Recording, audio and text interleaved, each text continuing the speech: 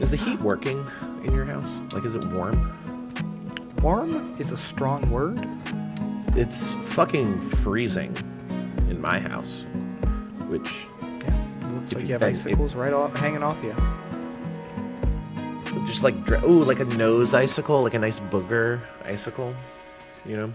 Delicious. The classic movie snot drip icicle is where we're... Obviously, Cincinnati, fucking freezing right now. Literally, it's below the temperature of freezing. The cat, very cuddly all of a sudden. Oh, yeah. Very inconspicuous. Yeah. Right now she's napping up on the thing, but yeah, it's very cold. Very little snow because we have no... It's just like last year where we had like a week of super fucking cold with like sunshine. And then the week after that, it like got just a bit above freezing, and then we got rain for like a week. And it's like, could we have not like overlapped those two, gotten a little bit of snow going? I have a sneaking suspicion that it's going to be like a very blustery winter this year, hopefully. Just occasionally a dusting of snow everywhere, and otherwise it's just going to be bitingly cold and unpleasant. Yeah, that's not fun. I would honestly, and this is a hot take. Hot take.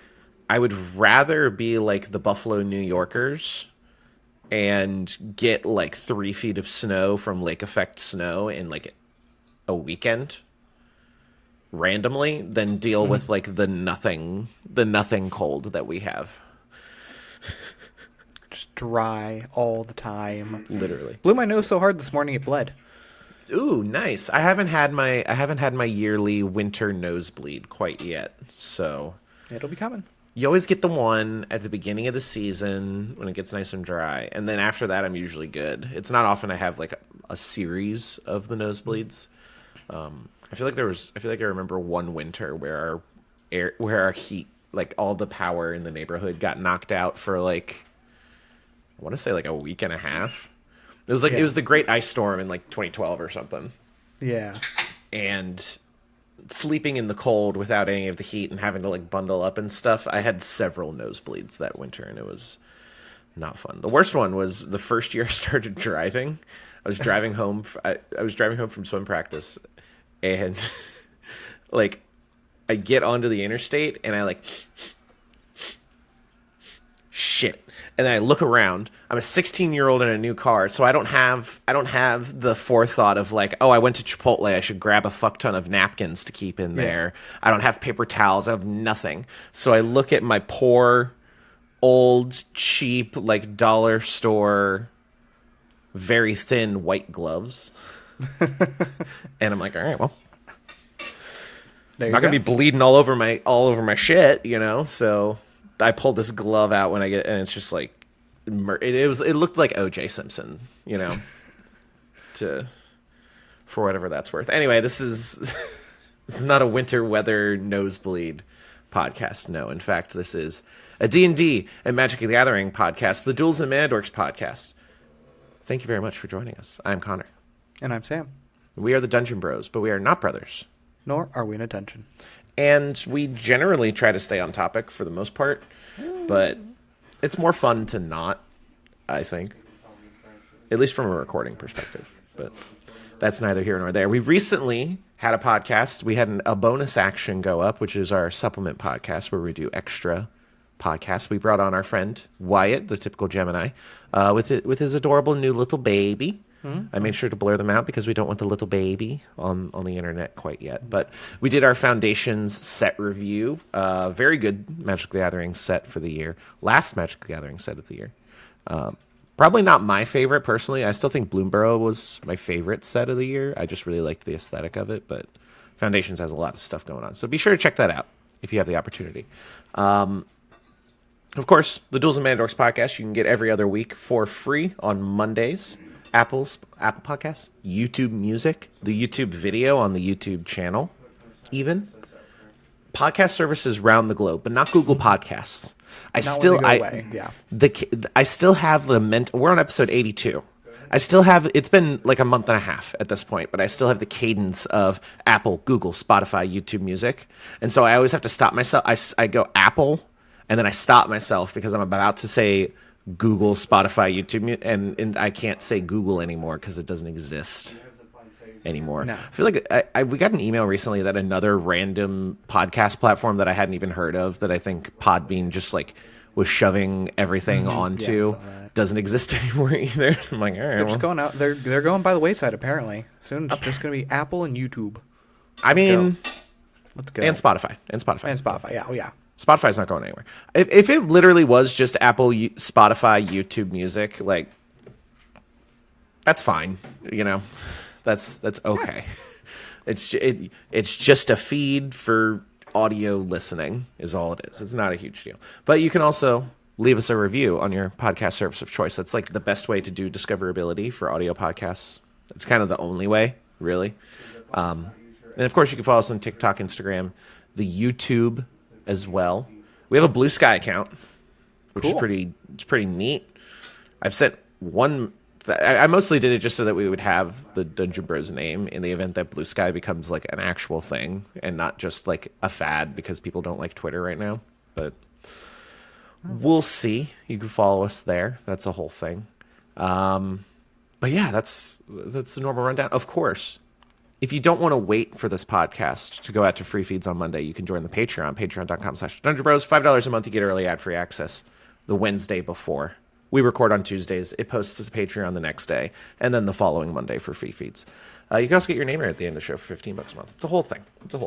At a certain point, Monday Night Magic's going to come back, and we'll probably have a tier for joining us for Commander Nights or something like that. But yeah. That'd be cool.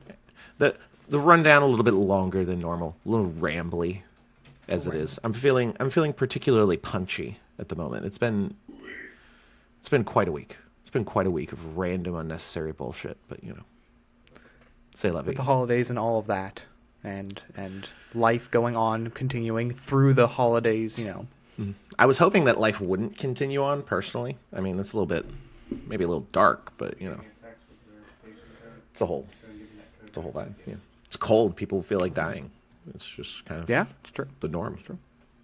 Anyway, we'll go over the upcoming releases, Sam, as we do each and every episode, so you know what's coming out. Because I don't know about you, listener, Adam, Brandon. I know Brandon listens. I don't know if there's an Adam that listens, but I always struggled with what the hell was coming out ever. So Sam, what's coming out? All right, we'll start with Dungeons and Dragons.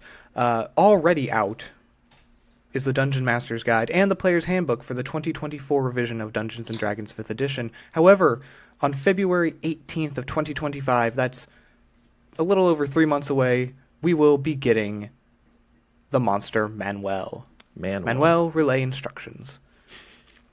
And that's all we know about Dungeons and Dragons for now.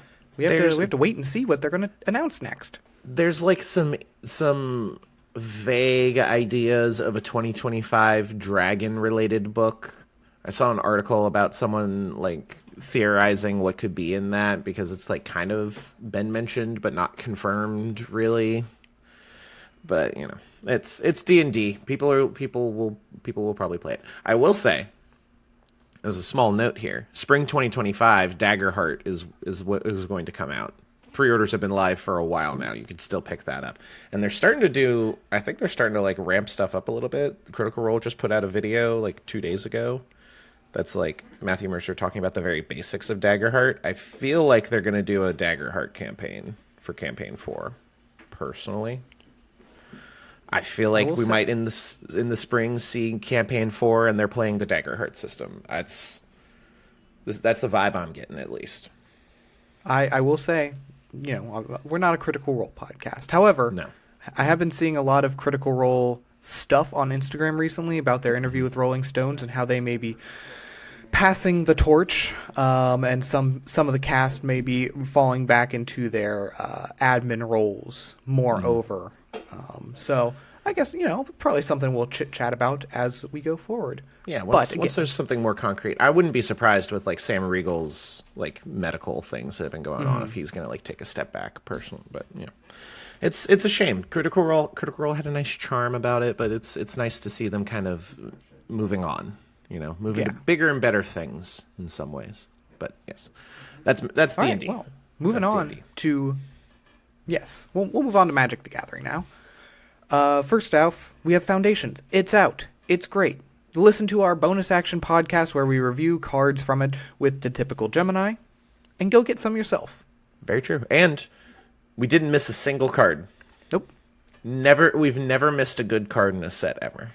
We do an exhaustive review. Just every card, every time. Yeah. We don't miss any of the good ones ever. He said sarcastically. Don't at us. Anyway. Literally. Moving on. Starting in 2025, we have January 24th, we will get Innistrad Remastered, the remastered set for the year. It's going to be cool. Mm-hmm. Next up, Aetherdrift, the first core set, if you will, of the year. That'll come out on Valentine's Day, February 14th, a racing set. Followed by Tarkir Dragonstorm on April 11th. Moving into summer, we'll get Final Fantasy Universes Beyond on June 13th. Going back into the world of Magic the Gathering, we'll get the Edge of Eternities on August 1st, and that'll be a space opera and the standard rotation set. We'll wrap up the known year with Spider-Man Universes Beyond, the first of the many Marvel Magic the Gathering crossover tentpole sets. That one we don't have a date for. And, of course, we don't have a date for the unannounced Universes Beyond set that they have announced. Yeah, they've announced an unannounced Universes Beyond set, which is very fun. Also, some people may recall they have talked about a Return to Lorwyn set that was originally supposed to come out this year that has been pushed to 2025, sadly, because they want to do all these Universes Beyond sets. So, yeah. I will note, Innistrad Remastered and Aetherdrift, the next two ones, 3 weeks apart. Very, very close. And we're going to start to see a new style of chase card, starting with Innistrad Remastered, the headliner card. For Innistrad Remastered, that is Edgar Markov. The headliners are going to have like several different kinds of art associated with them.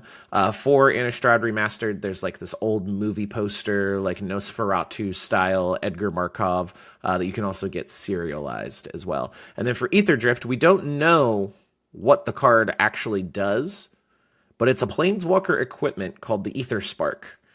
So combining two card types that have never been combined before, that's going to be the headliner card. Right now we only know of an extended art version. There's probably going to be other fancy versions of it as well, but that'll come about a week or two before Innistrad Remastered comes out is when we're going to get all the spoilers for that, because we're not going to have time to like do a normal cycle of these things ever again. Anyway, moving on. Let's get into the news today. We've got Elon Musk supposedly looking at Hasbro for purchasing to get access to the Dungeons & Dragons IP. We'll then go into Hasbro's video game production for D&D and Magic the Gathering, because there's some interesting developments there for those Commander players in Magic the Gathering. And we'll wrap it up with the reveal of the 20 ways to win Secret Lair Commander deck that is available right now and probably still will be available when you listen to this. And then lastly, the Lord of the Rings role-playing game being added to D&D Beyond. But Elon Musk. This is courtesy of the Investors Business Daily. Because people really... Elon Musk says things and things happen in the markets, apparently. But Elon Musk teases Hasbro Dungeons & Dragons acquisition, and shares of Hasbro surge in the marketplace. Hasbro stock climbed Friday after Elon Musk mused about buying the toy-making powerhouse for its rights to Dungeons & Dragons. The day prior, Musk announced plans to start his own artificial intelligence video game studio.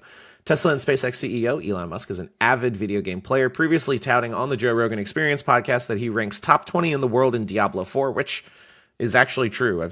People have looked into it, and he actually is, which is kind of fucking crazy to say.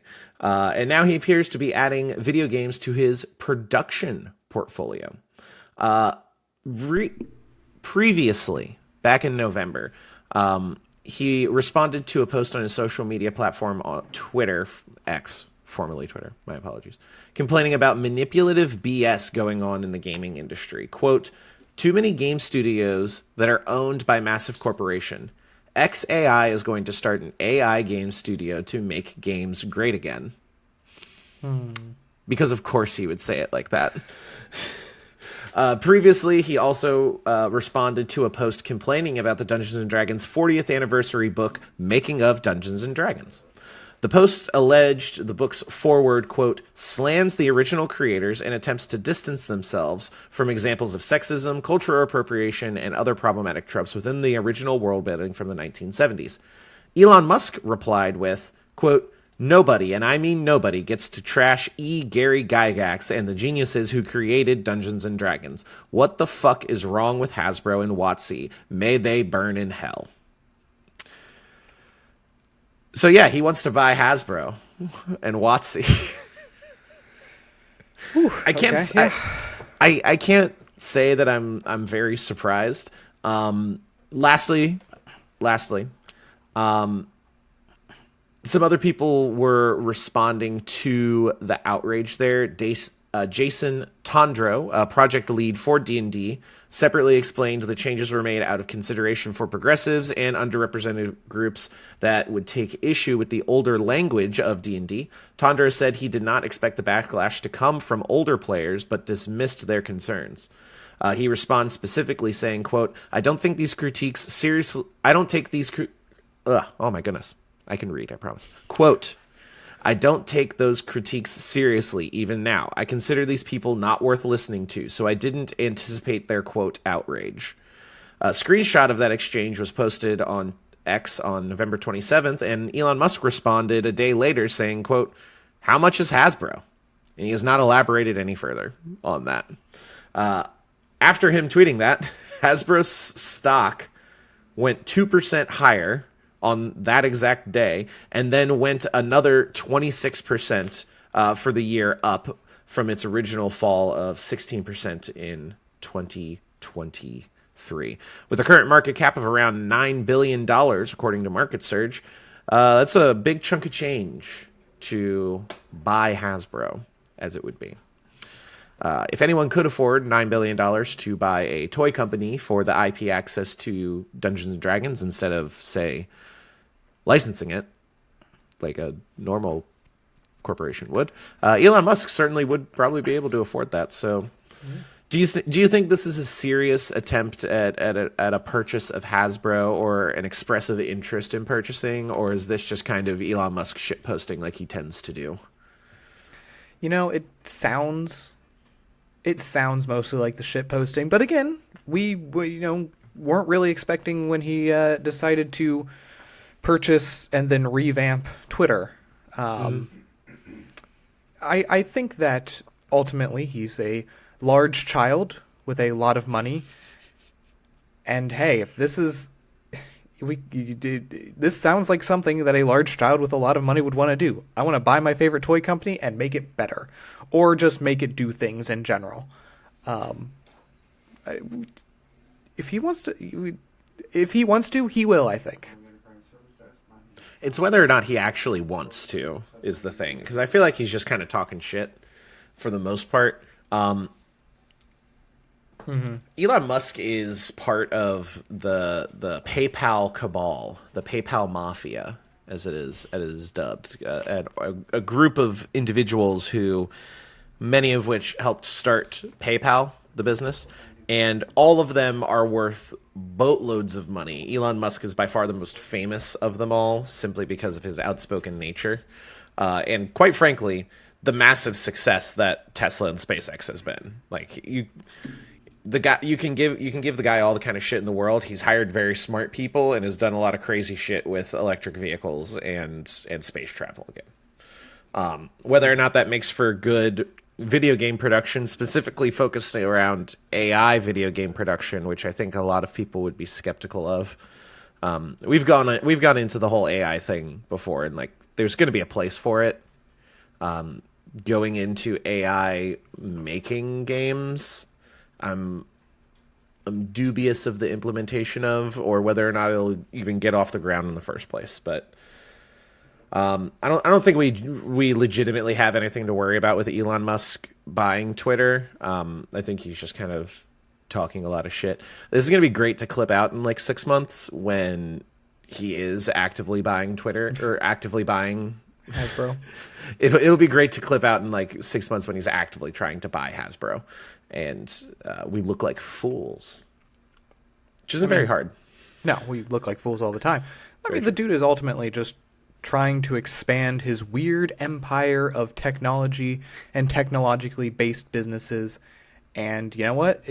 Magic the Gathering and Dungeons and Dragons, as well as the other IPs that if he purchased Hasbro, Transformers, My Little Pony, Nerf, Monopoly, and Play-Doh, like, he could make more money off of those. And we know that Hasbro has struggled to use their own money to put back into their own products. So who knows? Maybe just flushing it with cash and handing it to somebody who is competent would be good enough.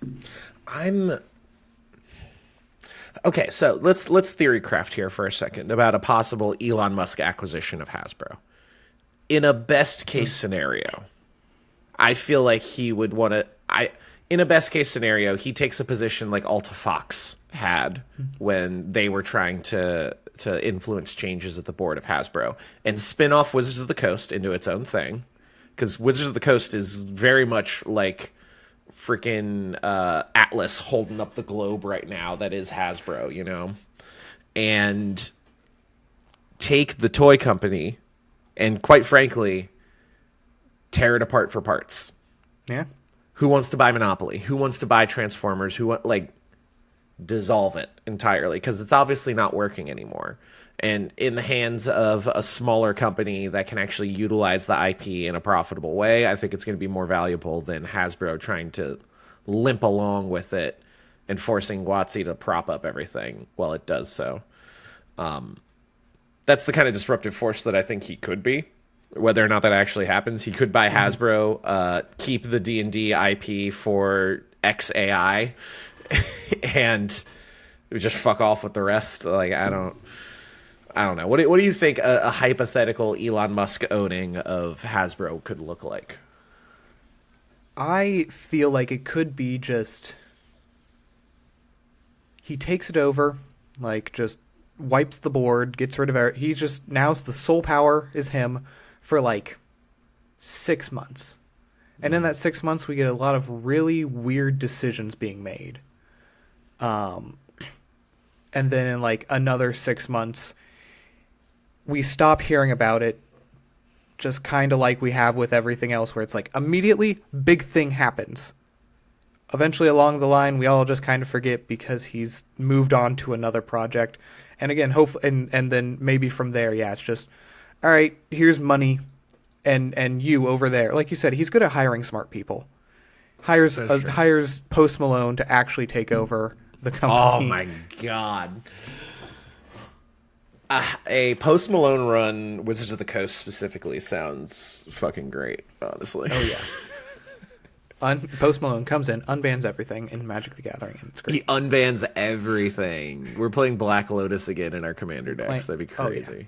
That'd be crazy. Anyway. Elon, make easier investments.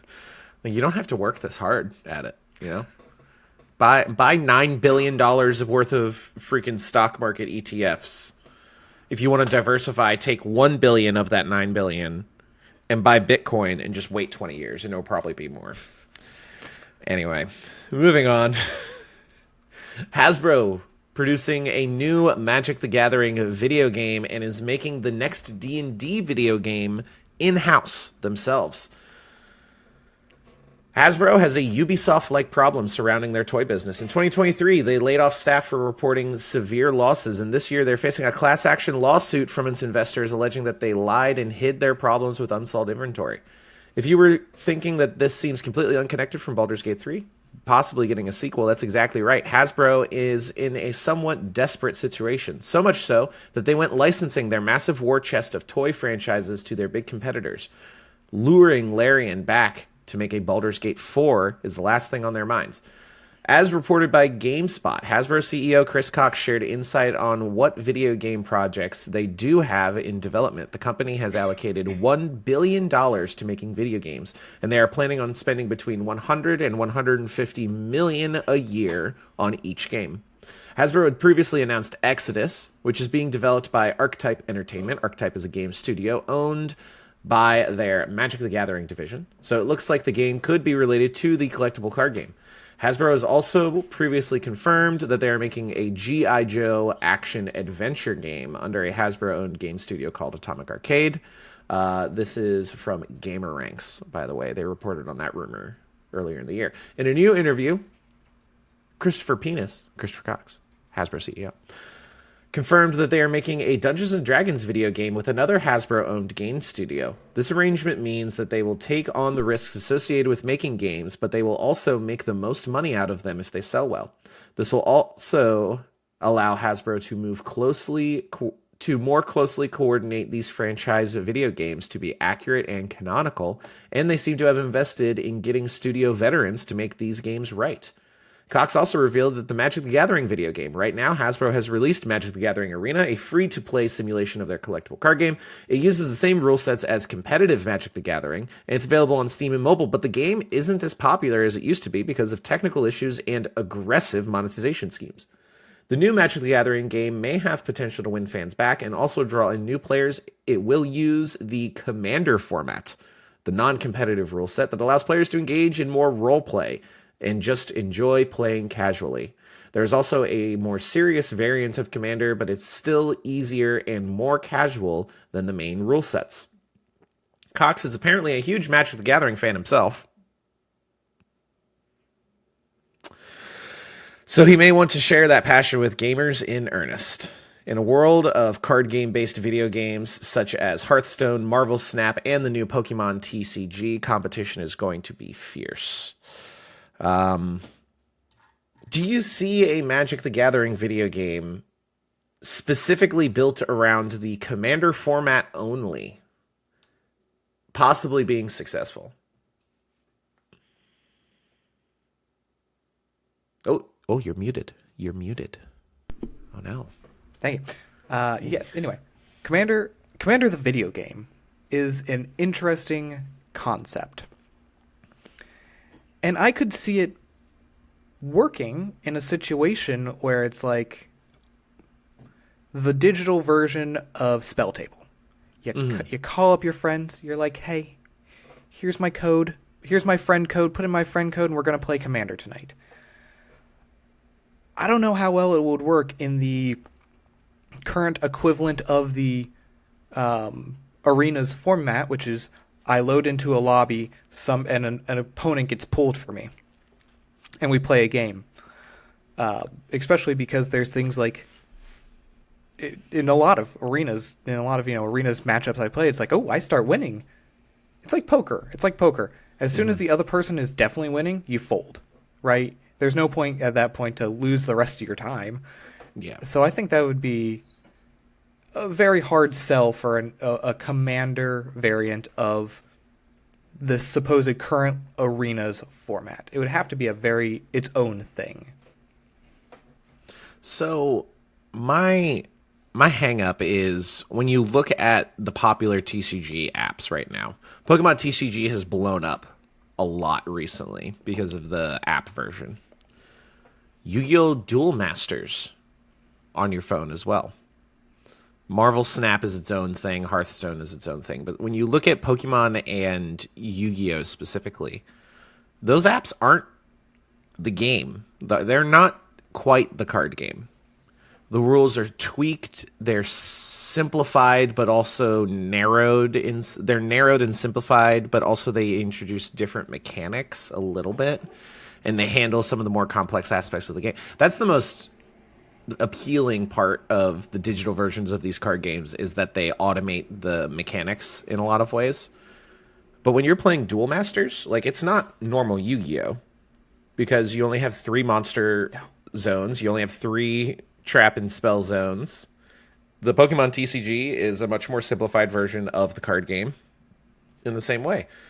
And so with Magic, the rule set is so broad, the card variation is so broad. The game's been going on for fucking 30 years at this point.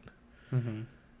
You're going to have to make a cutoff of what cards are we including in an initial release first.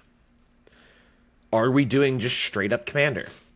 Because a singleton format of 100 cards with a legendary creature that you always have access to, the variance that happens there is ridiculous. The card interactions that you have are ridiculous unless you're specifically cutting out cards that create weird interactions.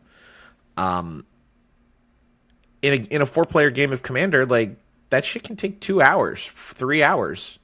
You sitting on your phone and you're going to play Commander for 3 hours? You're going to sit down, like, are you going to open up this video game to play Commander for, let's say that the automation of the mechanics helps out a whole lot and makes a normal 2.5 to 3 hour game of Commander only take an hour, hour and a half, because all the systems automate the triggers and stuff, which is very useful. Mm-hmm. That's still sitting down for an hour and a half and hoping someone doesn't disconnect or throw a game or like scoop at when they see who your commander is or whatever. Yes, Commander is a lot more casual. I think instead of trying to do a Commander video game, it would just be so much simpler and smarter to revamp the arenas economy in a lot of ways. Like, increase the amount of wild cards that you get so that you can complete collections and get the cards in the quantities that you need them to play formats like Standard and Explorer and like all the stuff that you can do on arenas. And then maybe make some tweaks to the Brawl rule set for those Commander people so that it feels more like... Because I feel like Brawl, in a lot of ways, is what the Pokemon TCG and like Duel Masters is. Mm-hmm. Of like a simplified version of the game that people like. To make it 2-player, it's going to be quicker because it's 25 life, but it's still Commander in a lot of ways. The D&D game, I mean, obviously they're going to try and get Larian to make a Baldur's Gate 4. I'm skeptical of bringing a video game, D&D video games in-house, because when they've been licensing them out, they've been very, very good. So, I don't know. What do you think of the possible Commander video game, the D&D video game in-house at Hasbro? I think that as far as it goes with the in-house stuff, that's up in the air. If they actually bring in, like Chris Cox has said, industry veterans that know what they're doing, and they give them the space to breathe, like, we know they're artists. They're not just coders, they're artists when it comes to making a video game. There's so many people. If they give them the room to breathe, I'm sure it'll be fine. Based on how much room that Magic the Gathering current designers get, probably not a lot of room. Mm. And plus, with how much turnover they've had in the last 2 years between layoffs and things like that, that's a big reason Larian said that they left, was that the people they were originally working with at Hasbro and Wizards were no longer there. They knew no one on the team. Mm-hmm. One big thing I find funny is that Chris Cox is apparently a huge Magic the Gathering fan himself. Yeah, however, right. We've talked about he's been quoted in the past for going to cocktail parties and having people ask him about the IPs that he's in charge of, and he goes, I don't know anything about that. Yeah, I think that's just kind of. His name is Cox. His name is Cox. That is true. That is true. Thank you, Salem. I appreciate that. Thank you. Yes, Christopher Penis, as we have called him for a very long time. Obviously he doesn't play Magic the Gathering. Like, it's just ridiculous on its surface, and that is the core of the problem in a lot of ways. I think as the head of Hasbro, and it's like, I'm heartless, and we're going to make our toys, and we're going to do our crossover IP, sure. But we need someone in charge of Wizards of the Coast specifically that's doing more of the nitty-gritty stuff with the games that are actually meaningful to the company, quite frankly. That gets it. Yeah. And Chris Cox clearly doesn't. But I'm intrigued by the idea of a Commander video game. I think that market is already kind of moved on from the need for it. As you mentioned with Spell Table. Like, that's the video game for Commander players, really. And that exists already, and it's free, and you can play with the cards. You don't have to buy digital packs or use digital currency or for fake cards that don't actually exist. Magic Arenas already exists. They throw out free packs with every set. If you're doing pre-release kits, you get digital packs with them as well. I think revamping the Arenas client that they have now, the system they have there now, is really the only smart way forward with this. Making a new one is just... It's either going to be free to play, and then you're going to have the same monetization problems that you have with Arenas, or it's not going to be free to play, and it's going to be its own self-contained thing, and you're not going to be able to easily expand it. But that's just me. I don't know. Do you have anything else you would like to say? I think, while we're on the topic of video games, what I think would be cool is to license the Magic the Gathering stuff and turn it into, what's that? It's a new Legend of Zelda game where you actually play as Zelda herself and she summons things. Oh, yeah. I know what you're talking about. Have that kind of idea, or just any of the modern Zelda games for the Switch. That kind of idea with you play as a planeswalker who can summon creatures to fight with. That sounds cool. I would like to see that. Echoes of Wisdom? Is that it? Possibly. Legend of Zelda Echoes of Wisdom? Yeah, I think that's it. Because, you summon echoes of objects in the game to help you solve puzzles. Mm-hmm. Wizards of the Coast, take note. I want to see that game. Dude, a video game for Magic the Gathering in the universe of Magic the Gathering would be freaking sick. Right? Like, that's... I don't know. Like, you don't need to overcomplicate it, you know? Like, you have the Pokemon game where you are catching Pokemon for real. You don't need to play the card game. Yu-Gi-Oh doesn't really have that either, though. But I feel like Yu-Gi-Oh's kind of missed the boat on that one. Yu-Gi-Oh's always just been like, no matter what we're doing, you're playing the card game Yu-Gi-Oh. Yeah. Even the video games that are based on the anime. Like, I remember on the Game Boy there was the Sacred Cards, which was like all of Battle City in a video game. That one was really fun. But anyway, wrap-up time. We're going to go with the Secret Lair Commander deck first. 20 ways to win. We have the full deck list available. It is a ready-to-play 100-card Commander deck with 10 borderless rainbow foils with brand new art, 16 updated non-foil cards with the Secret Lair set symbol, and 74 non-foil cards with the Planeswalker symbol. A display commander printed on thicker card stock, 2 rainbow foil shrine tokens with brand new artwork, 10 non-foil double-sided tokens for $150. You can get it at secretlair.com. It is the Go Shintai of Life's Origin deck built around 20 different alternate win conditions. The win conditions themselves, not particularly great. I would argue. You get things like Revel in Riches. You get the Approach of the Second Sun. You get Maze's End for gates-based wins. Simic Ascendancy. Felidar Sovereign. Triskaidekaphile. Helix Pinnacle. The problem with the deck... let's start here. In terms of monetary value, if you were to get the cheapest version of all the cards that are printed in the deck, you'd be looking at about $222 for a $150 Commander deck, which is a nice little bit of a premium.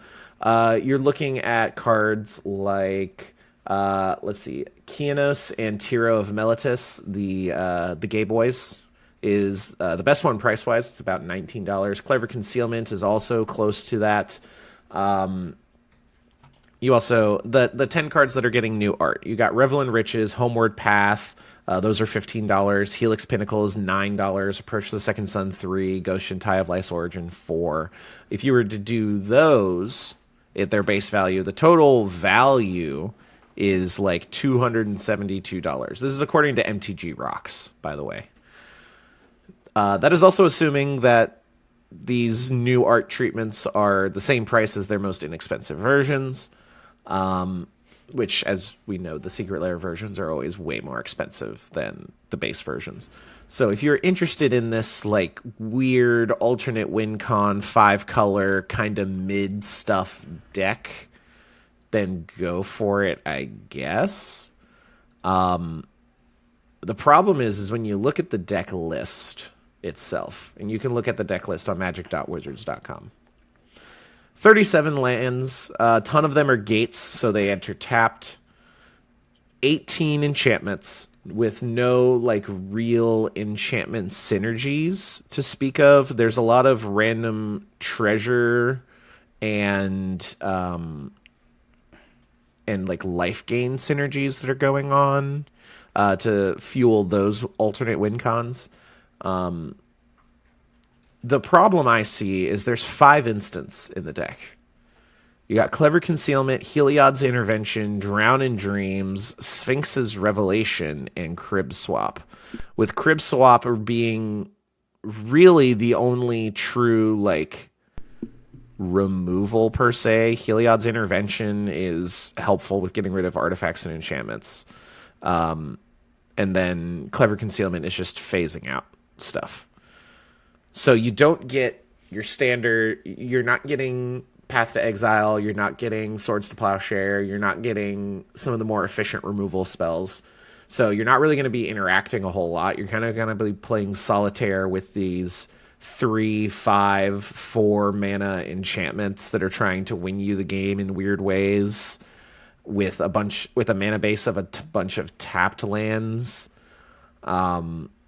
You got a couple of board wipes there with Supreme Verdict and another interest, like Eerie Ultimatum is interesting as well. If you've got a ton of stuff in the graveyard, you can bring it straight to the battlefield. It's just, I don't know. It's a very big mishmash of just random pieces that certain parts work well with other certain parts, but not in any kind of meaningful way.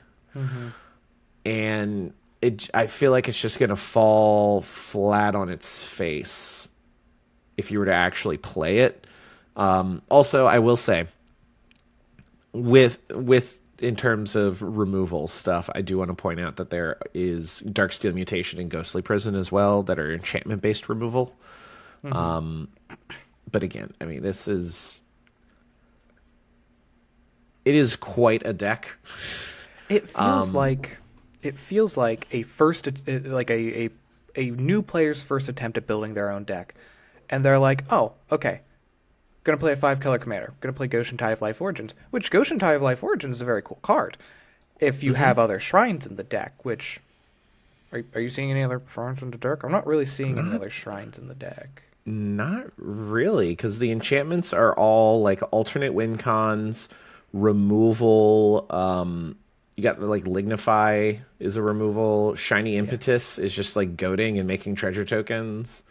It's okay. There is going to be Mystic Remora reprinted, so neat. Oh, cool.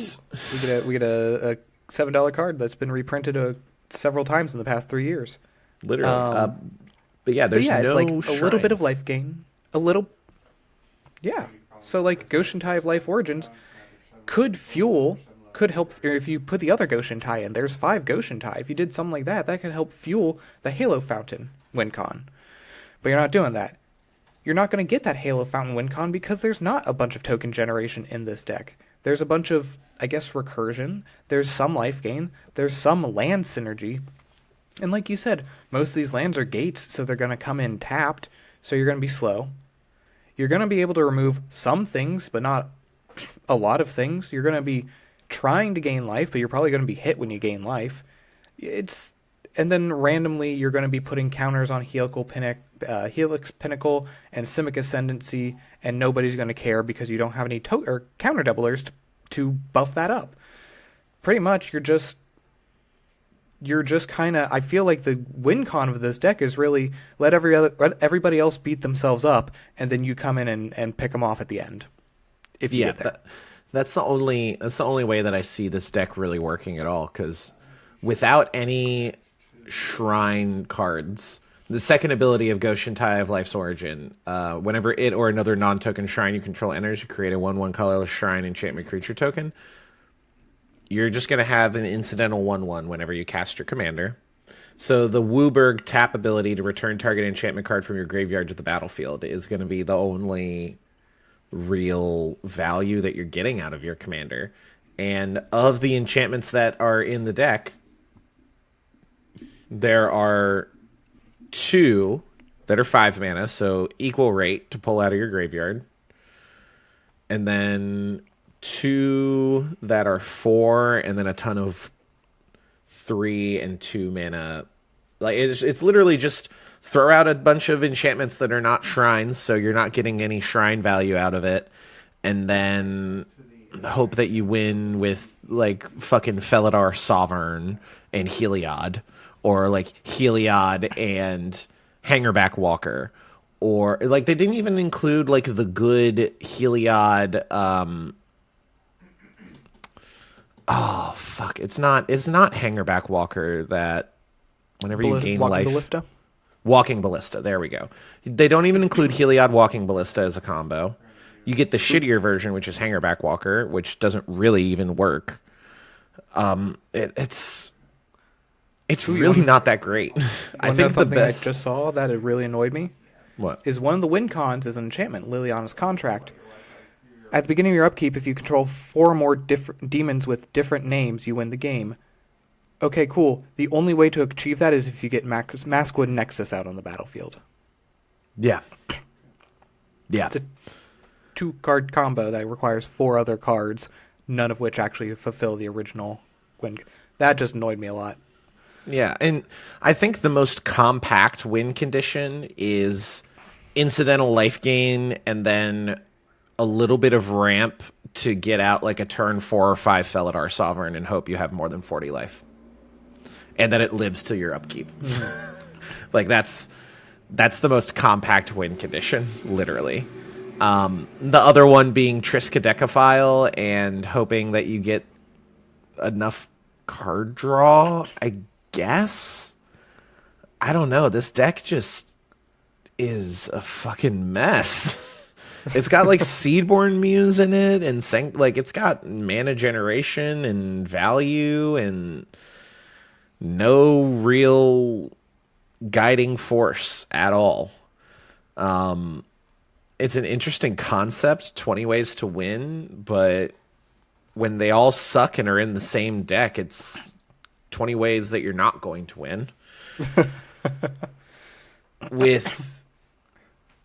The card value is there, I guess, if you're gonna ship it for parts. Like, this is a scalper's dream because no one's gonna fucking buy this. Right. No one is going to buy this. Straight up. Shipping begins December 4th, which is tomorrow, the day it comes out. This episode comes out on Patreon. By the time it's on the free feeds, I wouldn't even be surprised if they're not even selling this anymore.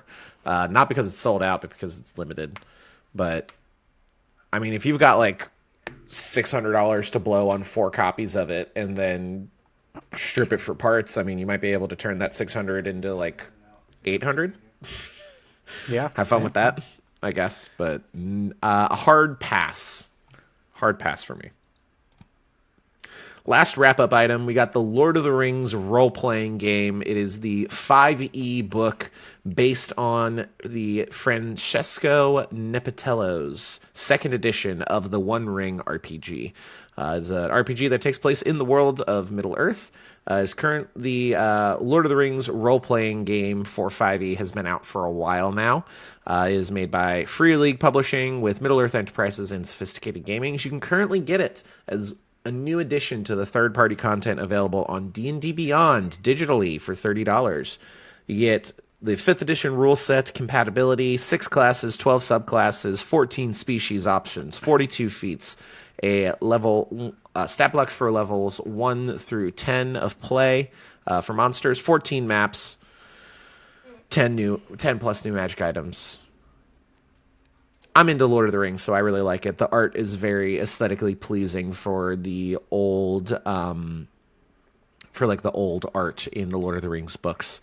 It is compatible with the 2024 rules revision, though that's just simply due to backwards compatibility. It's not got any new design stuff specifically for the 2024 edition of D&D. If you're into D&D Beyond in that system, they've got a lot of cool products available there digitally. and they really are working hard to expand their third-party offerings there.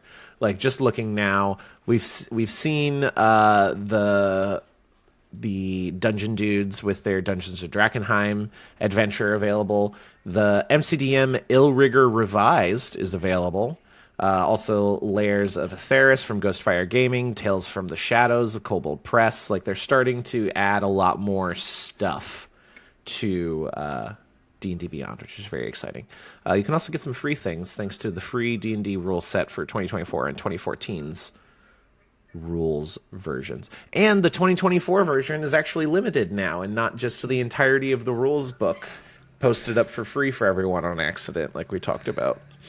But even the free rules for 2024's revision of D&D is, you've got a ton of great content here.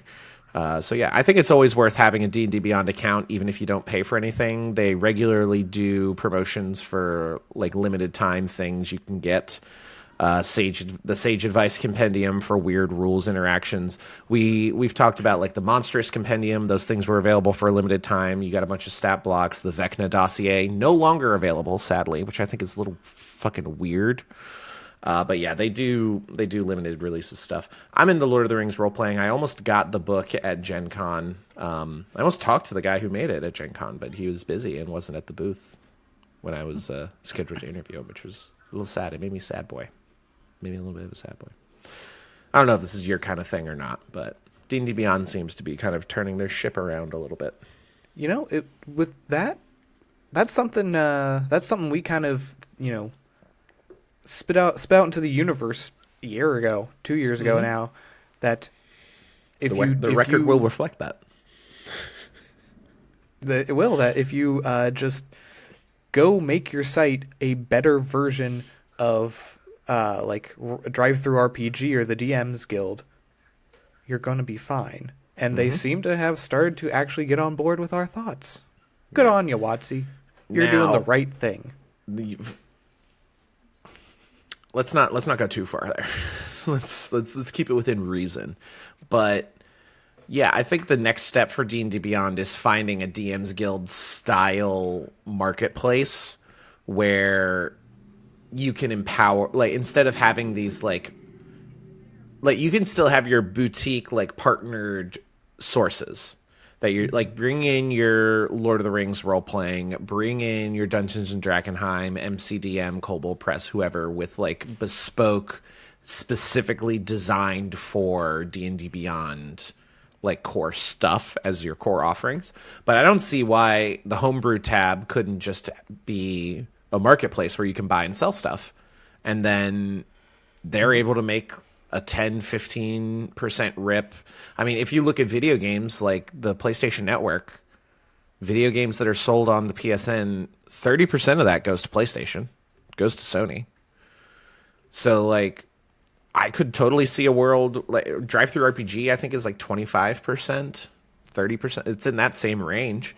Yeah. So I don't see why D&D Beyond couldn't have the homebrew tab be a marketplace for people to sell the homebrew that they are making and then make a decent rip off of every sale that happens there.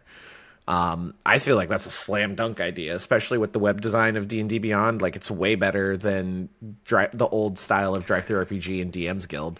So that it seems like a slam dunk, but they're not doing it. So I don't know what the fuck that's about, but I digress. Lastly, we will end this episode with questions, comments, concerns, thoughts, and ideas from the audience. Post a podcast questions thread every week on the patreon.com/dungeonbro. Brandon, as always, he said Foundations was better than he thought and didn't expect to find so many cards that he would use for Commander. And I agree. There are a lot of really great Commander cards in Foundations, frankly. But I think that comes down to just solid game design of like simple, useful cards. Like that, there's been a lot of discussion recently around the specific design for Commander cards and how that might be actually hurting the game of Commander altogether. Because Commander was originally just a side format with cards that were designed for standard or designed for modern. And even direct to modern cards are a relatively new thing. Like things were just originally designed for standard for a long time and just had like good fundamental design. And I think those cards are very appealing to a lot of people. That's why core sets always did really well. Foundations has done really well. But yeah, I mean, I'm not surprised in the slightest at getting good commander value out of Foundations personally. Yeah, a lot of the Foundations was kind of built around the idea of that longevity, but also being able to introduce new people into Magic the Gathering. And like you were saying with the commander stuff, some of it is, obviously a lot of it has just been straight up there. The WotC's design team is like, ooh, we messed up on that. Mm-hmm. But even with just kind of known powerful cards, there's the problem of either they do everything for you, and they often get a very bad rap in Commander because they're sometimes very annoying to play against, or they do only one thing for a very specific thing, and they just kind of go by the wayside and become a novelty. So to get a set where it's like, okay, we're going to slot into a lot of archetypes of deck building, and we don't have to innovate every turn, every corner. Mm-hmm. Sometimes just buffing and bolstering your existing product is good enough. And I think this is a great example of, yeah, it's great. It's not even good enough. It's great. And people are enjoying it. I would argue that that's the more important thing. Is just look at what you have and double down on what you have, which is part of why our take was so contentious with the Universes Beyond being kind of sad. A lot of people just took it as oh, now they're just complaining about new things happening in Magic, and it's like, no, we're complaining about the clear choice to move away from like classic solid Magic card design and just like references and funny shit, which like I love a reference. I love funny shit. Love a funny shit. Really, I prefer it to depressing shit in many ways. Yeah, absolutely. And like, I love the Lord of the Rings set. I imagine I'm going to love the Final Fantasy set because I love Lord of the Rings and Final Fantasy. Didn't really care about the Assassin's Creed set. Didn't you hear it? The community said we hated Universes Beyond from our take. It doesn't matter that I have 3 Lord of the Rings commanders and an Assassin's Creed commander, and I might have a commander from some other extended Universes Beyond. Mm-hmm. I bought all 4 of the commander precons because recently they were at Costco, where you could get the commander precon, and then like 4 Lord of the Rings promo cards that were originally from the starter decks. Fun fact. And then you could get 2 Lord of the Rings packs as well. And the price of that whole package was less than the commander precons were selling for on Amazon. So I had 2 other commander decks that I needed to get, and I'm like, got them, bought them. Now I've got all the commander decks, working on the collection. Big fan. Working on my little War of the Ring, like arch enemy format, like little box set of stuff. I'm going to use, I don't think I've talked about this a whole lot. I want to use the Sauron the Dark Lord, the one that's amassing orcs whenever people are casting spells, like the big scary one that's not in a precon. And I'm going to put cards like, I'm going to put my Jeweled Lotus in there, and I'm going to put my Mana Crypt in there, and I'm going to put like some banned cards. We're going to put Dockside in there. And then it's just going to be like this powerhouse, like 60 card, 60 starting life threat. And then you're going to have like your Saruman deck that's like helping it out, or like a little goblin deck, like Shagrak or like Ugluk or something with like orcs and making goblins and stuff to like support the Sauron deck. And then you got like the 3 that are going to be like, here's an Aragorn deck, and here's a fucking Legolas deck, and here's a Hobbit deck, and here's a freaking Shadowfax Horses deck, or like whatever vaguely Lord of the Rings themed deck to make it like a whole thing. I love the Lord of the Rings set. To say, just put that out there. There's Universes Beyond things that we're going to like. That's not the problem. Universes Beyond has been objectively good for the game. We're skeptical of making half of all releases Universes Beyond going forward. Yeah. Those are two different things, and you can believe both of them at the same time, in fact, which is... You can hold two opinions that seem like they don't agree with one another, and also they do. Like, yeah. It's not just all one or all the other. I hate the internet sometimes.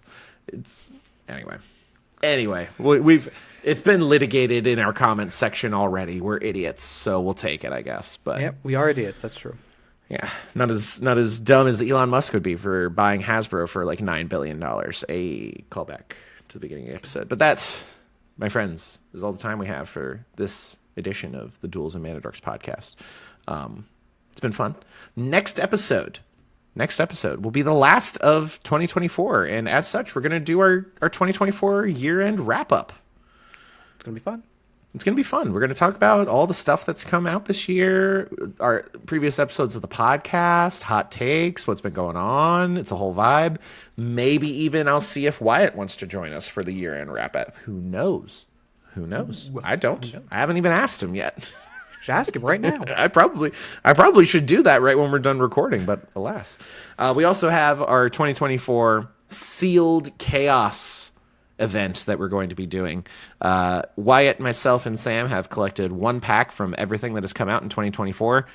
Asterisk, we didn't buy the Fallout Collector boosters because we're not spending $40 for a pack on this bit. And we got regular convention mystery boosters because we couldn't get our hands on mystery boosters too. But one pack from all the regular releases of the year. We're going to each crack open one, and then any cards we get in that pool of cards we can play in like a nice 40, 60, don't quite know the specifics of that yet, deck. And we're going to do like a little round robin thing and make a video about it. I think it'll be pretty cool. Nice little fun way to send off 2024 cool. And all the craziness that it has been. Sam, we need to figure out how to get you your packs because they're here and you're there. Yes. I want to be able to shove them just through the webcam. That'd be so convenient. That'd be very convenient, quite frankly. But I don't think Elon's developed that technology quite yet. Elon, get on that. Come on, man. Yeah. Why are you buying Hasbro? Why can't you make like the fucking Willy Wonka like candy bar transport system? You know? Yeah. That was the fun. Side tangent here about the Willy Wonka movie. This is the original one. I love the concept of we had to make the chocolate bar fucking huge because the like molecularization and sending over the air, it's like we lost like 90% of it. And like that's just like okay for him in a business sense. It's like what the fuck? He's also just giving a whole factory to a child. Literally. The entire concept of that story is like it's crazy to me. Anyway, we're not going to be going over old movies quite yet. We haven't fallen quite that far. Anyway, that's all the time we have for this episode. We love you very much, and as always, peace.